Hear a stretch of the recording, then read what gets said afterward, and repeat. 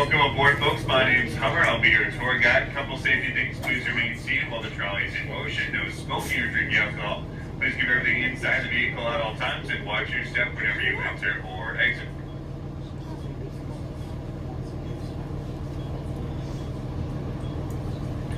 We have the Boston Common on our right, the Public Gardens on our left, and between the two, about 200 years of history. 1634, 1837. That's because the street we're about to drive on right now actually used to be the original shoreline of Boston. Everything to our left, part of that Back Bay mainland projects I was talking about earlier. That includes the Public Gardens. That is an entirely man-made garden, including the lagoon you'll see in just a second. Now, the Public Gardens are the country's oldest public horticultural gardens. And all that means is that on the inside are over 100 different species of trees and flowering plants. We don't have them all back just yet, but spring is just around the corner, or so I'm told. So hopefully very soon a lot more greenery available in there. The one thing that is there year-round are some pretty cool statues. On the other end of the park over by Arlington Street, a pretty iconic one here in Boston of George Washington atop his horse. There is one inside dedicated to the first ether surgery that happened at Massachusetts General Hospital that I talked about earlier. We see the most famous ones from the Trolley. They're coming up on our left just after this Public Works building. I'm going to try and see if I can let this taller vehicle go by us. But you guys are going to keep an eye out for some smaller bronze statues of some ducks. See a couple people hanging out with us. They're over there on our left. That's Mrs. Mallard and her ducklings from the children's story, Make Way for Ducklings, set here in the city of Boston. They're dressed up for something. I can't quite tell what. They got a couple little scarves and whatnot on. It still is pretty chilly out. Mrs. Mallard's kids are named Jack, Cat, Whack, Mac, Dack, Whack, Pack, Big Whack. We are headed up Beacon Hill via Beacon Street. At stop 13, you can do the 2 walking tours on our maps. The 2.5-mile red line of the Freedom Trail starts at the Common. There is free self-guided material available at the Visitor Center. You can also get guided walking tours of the Freedom Trail at the Visitor Center. You can also do the 1.5-mile walking tour of the Black Heritage Trail, that blue dotted line on your map. That starts at stop 13, goes to the Beacon Hill neighborhood on our left, and it takes you down to your stop number 6. So you have a trolley stop on either end. There's free self-guided material available for that online. We're still really close to downtown crossing, now just on the other end of Boston Common here, over by Tremont Street. And we have the new State House coming up on our left. Once again, you can do free tours of the new State House. It closes around 5, but the guided tours end at 3:30. If you do want a guided tour, you will have to call and reserve your spot. So just keep that in mind. But this is stop number 13.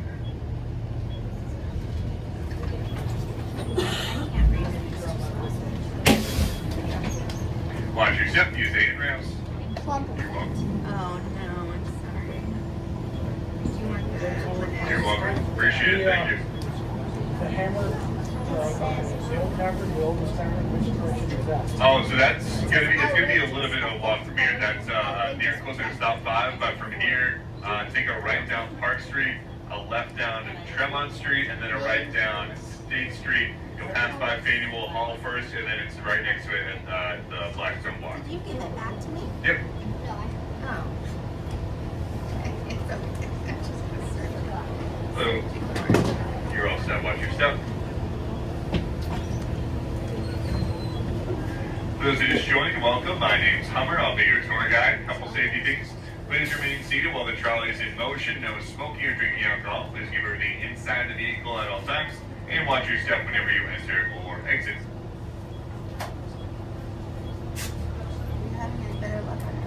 So the new State House, that is where the laws are made here in the Commonwealth. It has the governor's office. Our current governor is Governor Maura Healey. She is the first woman to be elected governor of the state of Massachusetts. She is also the country's first openly lesbian governor. Ooh, that's pretty cool. Oh, I mean, like, yeah, I don't know.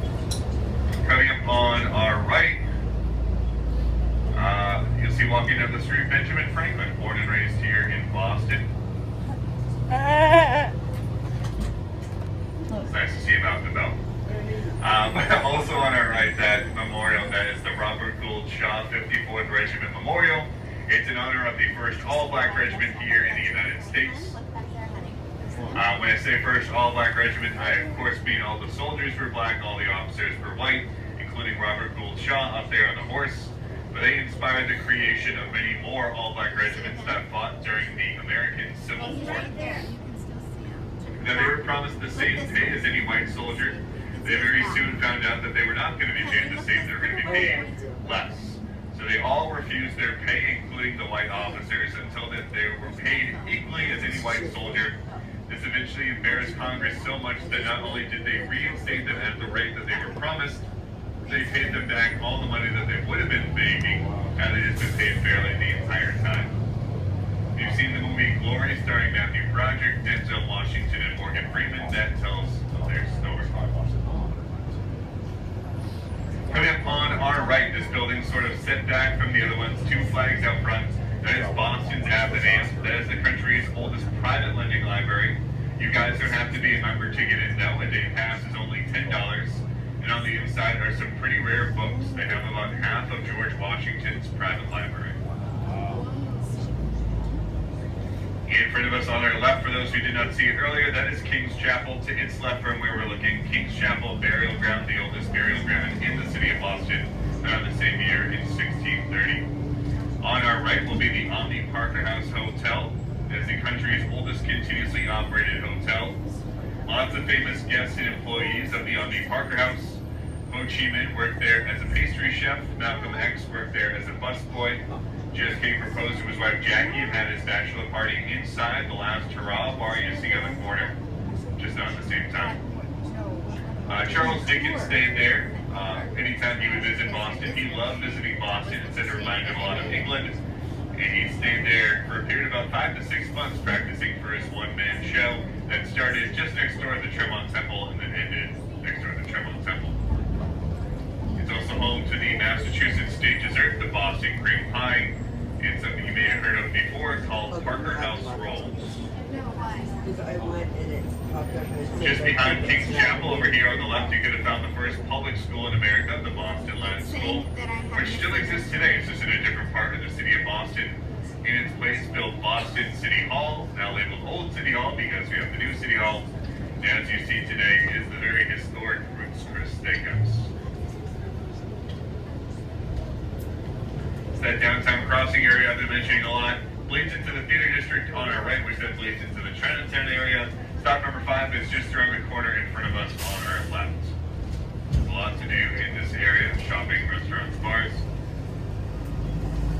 Over on our right, try not to look directly into the sun, but that big church-looking building with the big glass windows and the clock face, that is the Old South Meeting House. As you might imagine, a lot of meetings happening there, including one particular meeting about the new tax on tea. Over 5,000 people crammed inside and outside that building, all waiting to hear word of whether the royal governor would allow them to reject the shipment of tea waiting inside Boston's harbor. Other colonies had done so. The new tax only applied to tea offloaded onto the docks, so while it remained aboard those ships, you could just send it back, no tax applied. They received word at that meeting, though, that the royal governor was going to say no. He was going to command them to offload the tea the following morning, and that is when they would all have to pay the new tax. It did not go over so well. Sam Adams was quoted as saying, "There is nothing more a meeting can do to save this country." That was a secret coded message to the Sons of Liberty members who had been waiting in the audience the entire time. They would quietly leave that meeting, march on down to Griffin's Wharf, where they board the Eleanor, the Brig Beaver, and the Dartmouth, and over the course of about 4 hours, proceed to dump around 92,000 pounds of tea into the sea, worth about $2 million in today's U.S. currency. And we know that event as the Boston Tea Party. Coming up at Stop 14, we have the Boston Tea Party Ships and Museum. You guys get $6 off with your daytime ticket. But I'll let you know, it is a very popular attraction. They have been known to sell before the end of the day, So my recommendation is to always either hop off and take the next available tour, or at the very least hop off and reserve your time for later on in the day. Their last tour leaves at 4 o'clock. After that, there is no access to the museum. The tea room and the gift shop will be open until 5 o'clock, but once again, after 4, no more museum. Just keep that in mind. Before we hit stop 14, we'll be traveling through Boston's financial sector. Boston's financial district is one of the top 3 contributors to the Massachusetts and Boston economy up there, with things like healthcare and education. It's home to many familiar faces you'd see in any financial district throughout the country. It has the headquarters for State Street Bank, Fidelity Investments, John Hancock Insurance. And it's also home to a rather unique financial institution called a Federal Reserve Bank. For those not aware, a Federal Reserve Bank isn't technically a bank. It is where the paper U.S. money is printed in the United States to be shipped around the nation and then around the world. There's only 12 of them in the United States. Boston just happens to have one of them. Some of the other ones are in New York City, New York, Cleveland, Ohio, Philadelphia, Pennsylvania, Richmond, Virginia, Atlanta, Georgia, Dallas, Texas, and San Francisco, California. Is it nice? Yeah. The one for Boston is coming up over here on our right. That giant aluminum sided building, one of the 12 Federal Reserve Banks of the United States. Pretty interesting way to tell where your money is printed. Any $1 or $2 bill is going to just have a seal with the city and state where it was printed, so that one's rather easy. But for the higher denominations, 5, 10, 20, 50, and 100, look at the serial number. That serial number begins with a letter. That letter corresponds to whichever Federal Reserve Bank printed it. It goes alphabetically A through L, east to west. So Boston is first with A, New York City is next with B, and finally L, San Francisco.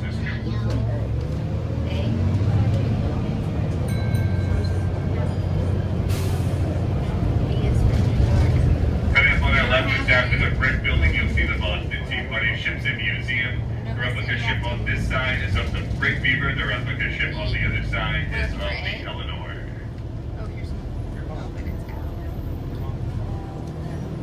And we might just be in time for some tea dumping. Fingers crossed. I see them right at the boxes. Oh, there it goes. Huzzah! Something you get to do on the tour. It's a little bit cathartic if you guys want to check it out. We are almost to stop 14. Stop 14, you can do a couple things. Hop off here and enjoy attractions like the Boston Tea Party Ships and Museum. There's the Boston Children's Museum right next to it. Shopping and restaurants 1 block in front of us, 1 block to our left on Seaport Boulevard. You can also hop off here at 14 and wait for the Seaport Hotel shuttle that comes by every 30 to 40 minutes. I just saw it leave, so we'll be back here in about 30 to 40 minutes. It takes you to stops 15, 16, 17 from here. Stop 18 is actually just behind us at South Station. Once again, complimentary with your daytime ticket. It is not a narrative tour, so don't feel obligated like you have to take it. I'm going to head back to stop number 1, so if you remain on board, you will begin the tour from the beginning. Is that the last stop? This is the last stop. If I get to the convention center, You can walk to the convention center from here, or you can wait for the hotel shuttle. I will not be going to stop 15. Yeah, you gotta kind of go underneath the highway, but yeah, a couple blocks, take a right on D Street.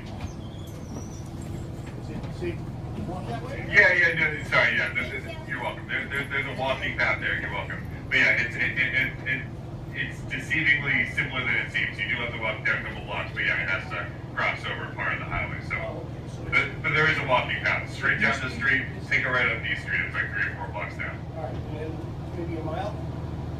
Yeah, about. All right, thank you. No problem. You're welcome. See you later. Traveling through the Fort Point Channel neighborhood of Boston, that bridge we crosses the Fort Point Channel, which takes us into this neighborhood. Coming up on our left will be the Boston Fire Museum, mostly open on Saturdays, so if you guys are in town tomorrow, I would recommend checking it out. It's a pretty cool museum in honor of the oldest paid fire department in the country, Boston's Fire Department.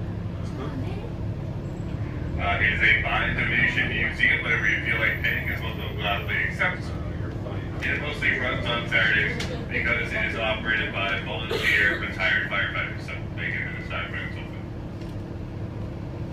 But once we pass through, not this set of lights, but the next set of lights coming up after that, we'll be leaving the Fort Point Channel area of Boston and heading into the Seaport district, that new and upcoming area that I keep talking about so much. Everything beyond that next set of lights used to be parking lots, fishing piers, and quite literally nothing else. But in 2003, they built the Boston Convention Exhibition Center. That's where a couple guests were headed to.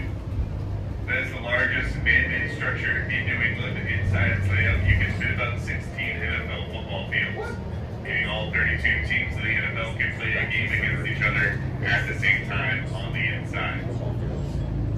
Once you build a convention center, you need hotels for the convention guests, so you build those. They need restaurants and shops for when there is a convention in town, so you build that.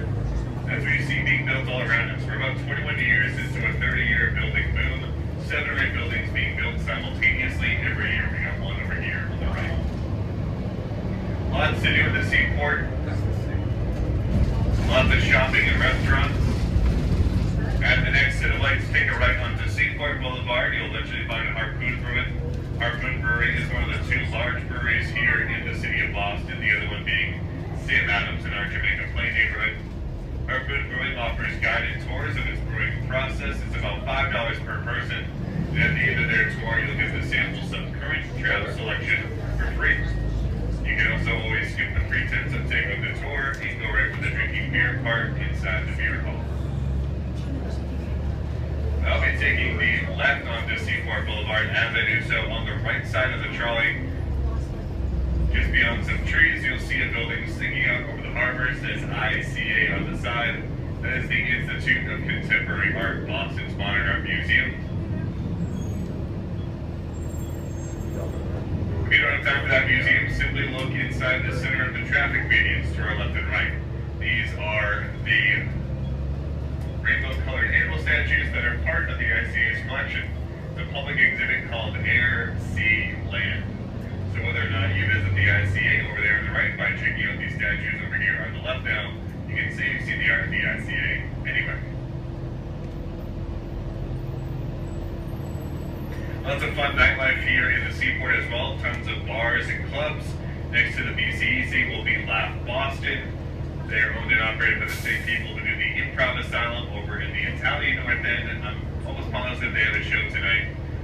It's a pretty cool venue. I've been there myself. They serve food and drink if you want dinner and a show. One fun bar that I like to go to in the Seaport, Putt Shack. 2 levels of indoor mini golf.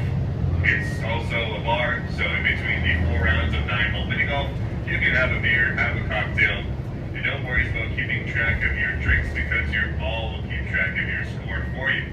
So you can have as many drinks as you like. In front of us to our left, a building with some green glass. It's a red brick. That is where Griffin's Wharf originally stood. As we travel over the bridge here, we see the other side of the Boston Tea Party Ships and Museum. Nobody's done the tea off the Eleanor right now. That is how close that museum is to where the event really happened 250 years ago this past December. On the other side of the bridge here, over on our right, Jameson Lobster. Almost 100 years old, and it's set to serve one of the better lobster rolls here in the city of Boston. It's about a 5 to 6 minute walk away from our stop number 1. But this is going to be your lunch spot. They're going to be closed by 4 or 5 o'clock, so make sure you head over here before they close. They serve it any way you like, hot or cold, butter or mayo. We are almost back to stop number 1. You can do a lot just at stop number 1. You're about a 2-minute walk away from Quincy Market with over 120 restaurants and shops. On the other side of Quincy Market is Faneuil Hall. And on the other side of Faneuil Hall is going to be the Sam Adams Tap Room. On the other side of that, our stop number 5, right next to the old State House. You're less than a 5-minute walk from 1 to 5. If you want to skip stops 2, 3, and 4, get a jump on the later parts of the tour, you can do so that way. Continue straight down the street we're on right now, Atlantic Avenue. Take a right on North Street. North Street takes you to North Square. And North Square is where you find Paul Revere's house. You're closer to Paul's house from 1 than 2. And all you do is follow the Freedom Trail down by the Old Door Church. Topsail Burying Ground is then our stop number 2. That way you walk down a steep hill as opposed to walking up a steep hill. Continue down Atlantic Avenue and instead take a right on Hanover Street. That will take you inside the Italian North End. There's over 100 Italian restaurants, pastry shops, cafes, and bars. Hanover Street is where you find Pike's Pastry. It's where you find modern pastry. Take a left on Hanover Street instead. That'll take you into the Blackstone Block with Haymarket, the Union Oyster House, the Bell and Ham Tavern, and the Gordon Ramsay Burger Restaurant. Just behind stop number 1 will be the New England Aquarium with over 12,000 specimens on display. Everything from sea dragons to sea turtles. And they're also running the Boston Harbor cruises. If you guys are interested in taking a Boston Harbor cruise, talk to our sales reps. We sell those tickets 50% off. You guys saw that turkey, right? Yeah. Us? Creepy. I know. Hopefully by the time we get up to stop number 1, all the spots will pull in. Once again, if you guys are done for the day, thank you guys for riding Old Town Trolley. We enjoy reviews on Facebook, Yelp, Google, TripAdvisor, whatever you prefer. We also have the old-fashioned way up here in the front. Pick comment cards. Simply fill them out, put them in any USPS mailbox. There's one just by stop number 1. They go right to our CEO down in Key West, Florida. I'm told he reads every single one. If you enjoy my tour today, my name's Ben Hummer. If you did not enjoy my tour today, I would recommend using a different name. There's the aquarium. Review. It's right there. If you have any questions as you hop off, feel free to ask me. Otherwise, the next available tour going out is actually going to be the first one in line, Trolley 538. So simply hop off mine and connect over to the first one in line, and you'll be on your way. Stop number 1.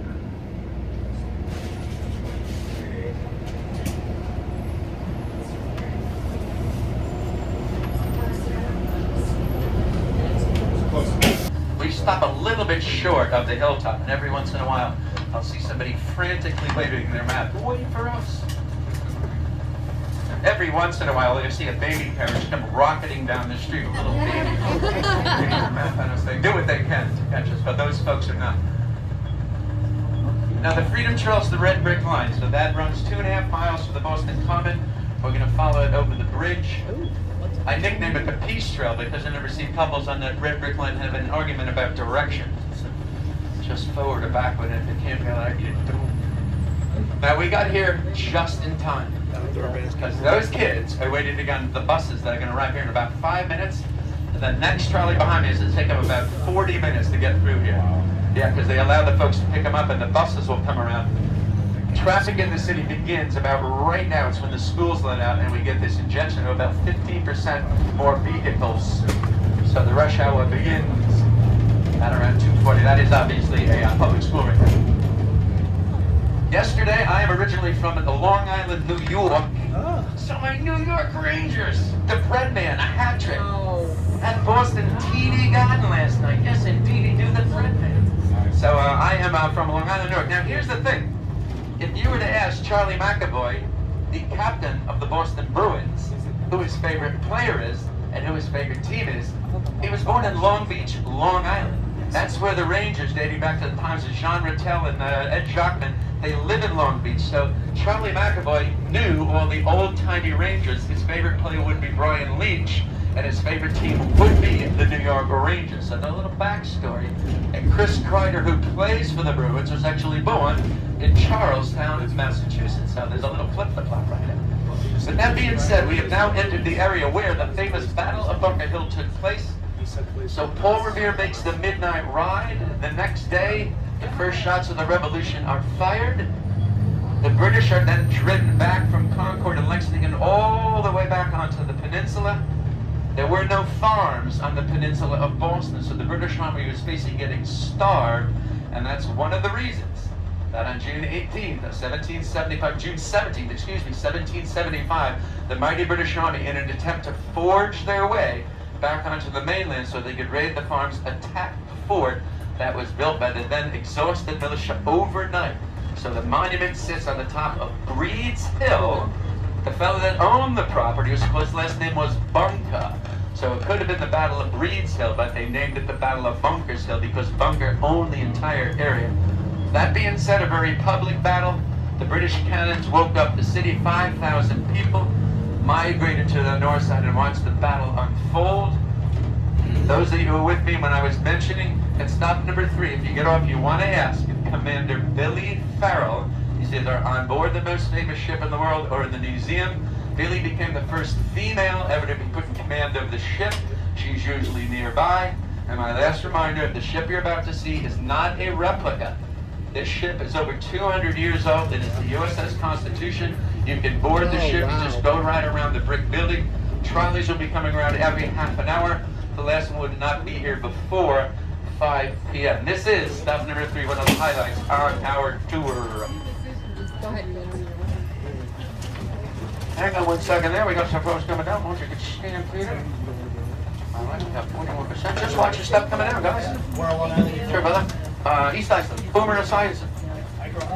There you go. I lived in Freeport for quite a while. My dad was a counselor there. Yes, 30 minutes. Watch your stuff coming down, guys. Watch your stuff coming down. Watch your stuff coming down. No, we're not leaving. Okay, just watch your stuff coming on board. Flash the famous ticket ticks. You're good. The upper level seats are about the best view. You are good. Just gonna do my usual look about.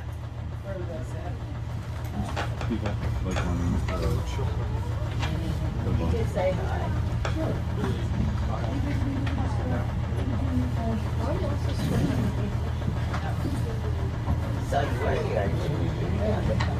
Just watch your step as you're going up to the left there. Take a sip of water here. I don't know if this couple is with us or not. I try to look for that signal. They're really not signaling me. Okay, they're not. He just gave me the name. And then one more glance. When people come down from the Bunker Hill Monument, they come onto that bridge right there, and every once in a while. I do this because we can only pick you up here. We can't do the U-turn and then pick up people in the middle of the street, so I'm very circumspect at every stop to make sure that we don't leave. But that fella gave me the no sign. So that is stop number 3, the USS Constitution, should you return. The monument that you'll see represents one end of freedom trail. And even from this distance, you can see it's not the greatest reward. You spend about 30 minutes going to the top of the monument, and it's not the greatest reward. The windows are not gigantic. So I do recommend going into the museum that's across the street from the Bunker Hill Memorial. That has a highlight reel. So Constitution to your left, Old Ironside, the nickname of the most famous ship in the world. My nickname is, I call that the Brockton Bomber of tall ships. Rocky Marciano was from Brockton, Massachusetts, and he won 33 heavyweight fights. That's how many battles that ship was in, and it was 33-0, undefeated in 33 sea battles. The Rocky Marciano of tall ships. Let's go with American football as the metaphor. Look between the goalposts, and you can frame the steeple of the Old North Church. So this is the vantage point when the militia were told to look at their spyglasses. There's the 2 lanterns in the steeple. Paul Revere scurries up the hillsides, hops onto the horse named Brown de Butte.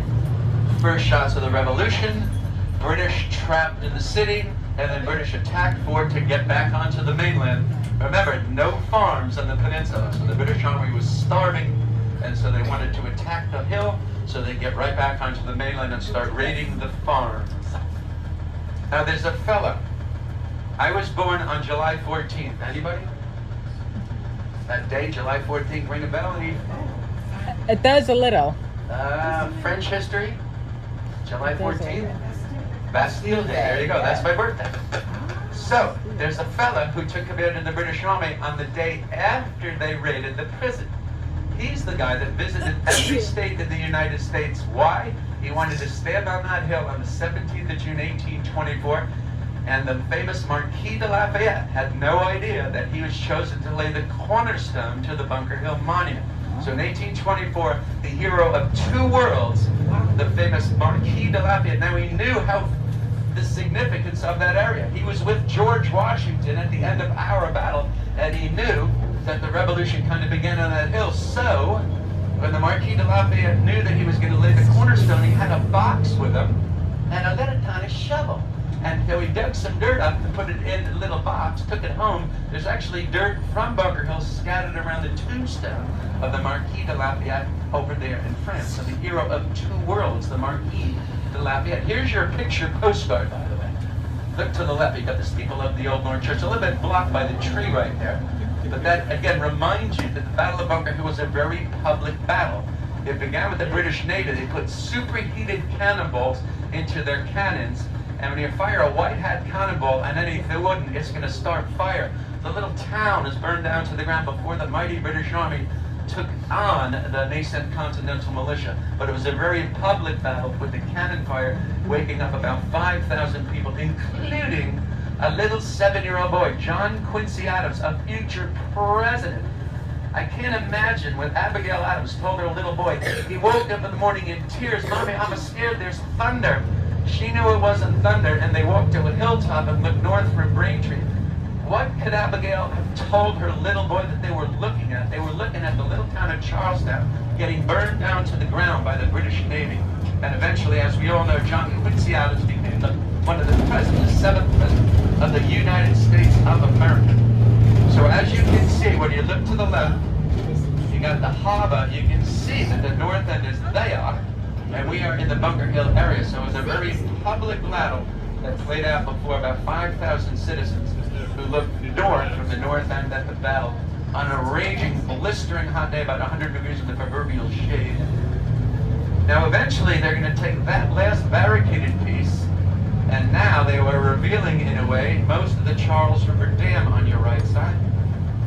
We hope to get this side done within about 2 years. Due to the pandemic, it took them 5 years to complete this side, but they have already taken off that side, and eventually we'll have 3 lanes coming in and 3 lanes coming out, with something of a public walkway up the spine of the North Washington Street Bridge. So hopefully in about 2 years we'll be having 3 coming in and 3 going out. But that being said, we're going to end up in between that there building, the home of the B's and the C's, and this building, which is actually the home of Converse. If you get off at number 4, if you want to do something interesting, in the summertime you would see me wearing the sneakers that everybody talks about. I made a pair of sneakers, and you can do that.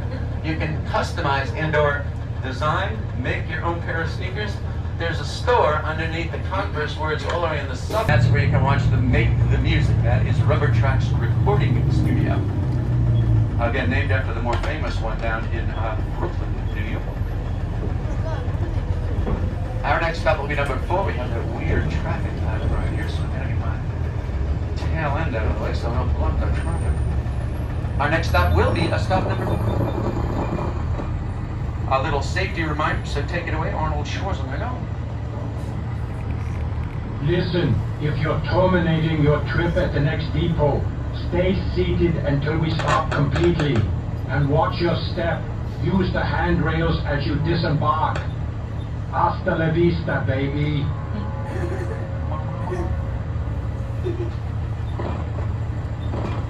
Everyone is mostly familiar with Peter Falk, Columbo.